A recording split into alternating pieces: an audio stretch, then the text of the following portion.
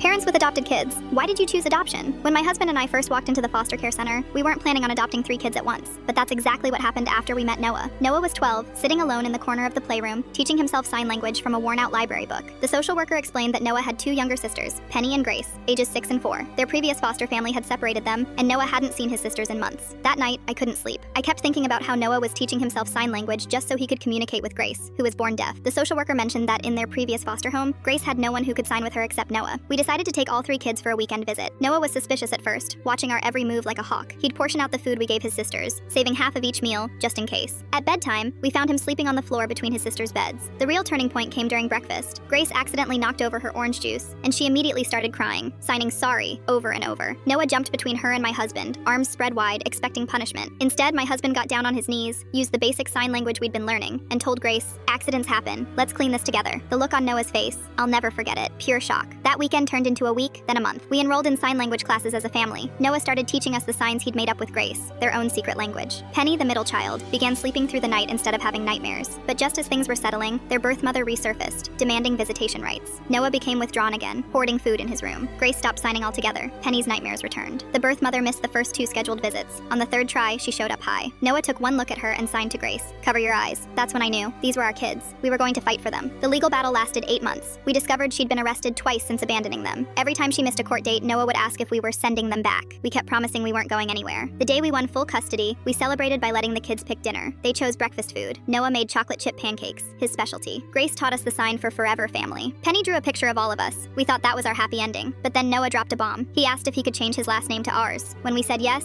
Grace and Penny wanted to change theirs too. The next surprise came from Noah. He'd been saving his allowance for months. He bought us each a sign language dictionary with a note that read, "Thanks for learning my language. Now I want to learn yours." Last week, Grace had a dance recital. Noah signed every word of the music for her while she performed. Penny filmed it all. My husband cried, though he denies it. This morning I found Noah teaching the girls how to make pancakes. They had flour everywhere. 3 years ago, that would have sent them into a panic, expecting punishment. Today, they were laughing. Grace noticed me watching and signed, "Mom, want pancakes?" Noah turned around, covered in flour, and signed, "They're not as good as yours." That was a lie. His pancakes are way better than mine. That's when Penny announced she'd invited her entire class over for a pancake breakfast. Tomorrow. Noah just grinned and signed, "Better get more chocolate chips." Sometimes people ask why we chose adoption. Truth is, we didn't. These kids chose us.